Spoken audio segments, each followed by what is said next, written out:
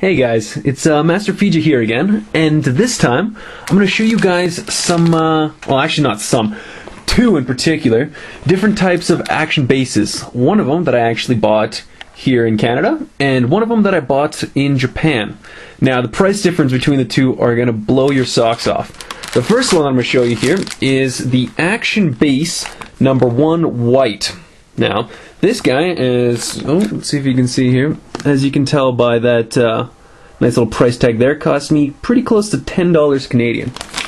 Now, this Action Base, it doesn't have the tag anymore, but this one I did get in Japan, and I think it cost me somewhere around the lines of 120 yen, which, by my current math, I think the yen is 94.8 yen for every $1 Canadian, which, I don't know, whatever. Let's just say that I think when I bought it, it was pretty close to 60 yen per $1, so this cost me $2.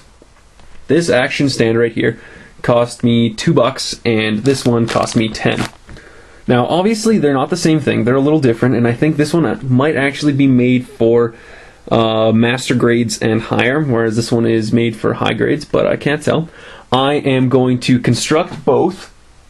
The final version of this guy might actually end up being the light blue one that you've got there, because I've got it on another model, and I will put two models on them and I'll show you guys the difference later.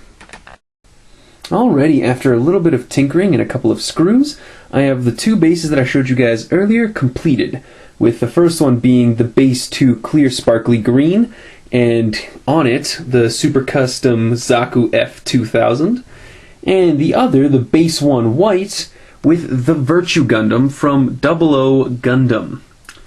Now, as you can see, there is quite a variable difference in size. Oh Christ, I can't even pronounce variable. Variable difference in size. Oh man.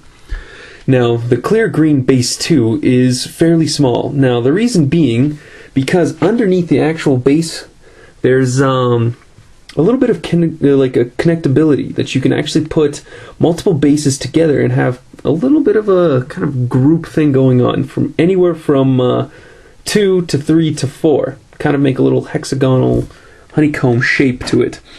Now, this being because even on the art for the packaging of this base, it shows the 4 main character Gundams of Gundam 00, all of them kind of flying off together, or a battle between 2 mobile suits. Now, since I do have 2 of these, I could potentially put them together and have these, well, any 2 of my mobile suits from my collection fight each other in some sort of an action kind of diorama. But the thing is that I really like the way that I've got the full assault flight mode of the super custom Zaku F2000, so I'm probably just going to leave it the way it is. Oh man, all of my mumbling aside, I forgot to mention that this thing actually comes with quite a few little additional things for how it actually attaches to the mobile suit. What I've got here is just the standard kind of peg, which most of the mobile suits on at least a high grade level have. Some of them do have this little kind of screwy one right here. Some of the older models, like the GOG, which, you know, I've never actually built one, so I wouldn't know how that works. And a lot of them don't have that little peg down there, the hole, but instead you have these kind of like little, kind of like saddles that fit right around the ball joints of the hips and kind of just hold up the model, and they come in 2 different sizes depending on what you're having. Either, I'm assuming, the high grade right there and the master grade right there, or perfect grade depending on what you're putting on your stand. Okay, moving on to the base 1 white. Now, the base 1 white has the exact same pieces, again in variable sizes, and once again I have the peg being the kind of the custom one that I've got in there, and again, the little screwy bit right there with its screw.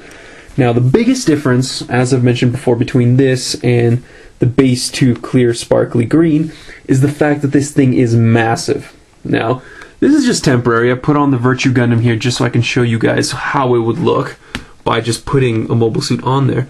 But if you look at the holes down here, unlike the just traversing stand little bit right there for the clear green, This one has actual set holes, with the front angled bit being the part that fits into the holes. Now, I've got it set on kind of the side angle one, but usually what you'd have if you're just showcasing a mobile suit is this larger stand being in the center peg, and then this guy fitting right underneath this little guy right here.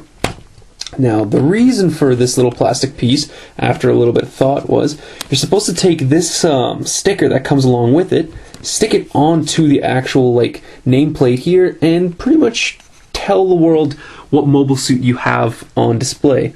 Now, I've actually seen in the images and some pictures I saw on the internet that you can actually attach these guys as well, as you can see with that little empty space right there, to other white one base stands as well. Which means you can have these massive stands and get other combat dioramas just like in the base 2 with the clear green. So, main differences, size, and this thing is a little bit more versatile than this one, but it still meets its purpose just the same. Comes with a nameplate, and that's about it. I'm probably going to be putting my Master Grade Epion on here, if not my Shinanju that I haven't built yet, but I'm really excited to actually put something on here for permanent. The Virtue Gundam, unfortunately, is going to go right back onto my shelf because I actually kind of like it in just regular standing mode, though it is a fantastic high grade, and I'll give you guys a review of this one at another time if I can, permit it. I hope you guys enjoyed my little review of these two stands, and have fun with your model building and your other hobbies.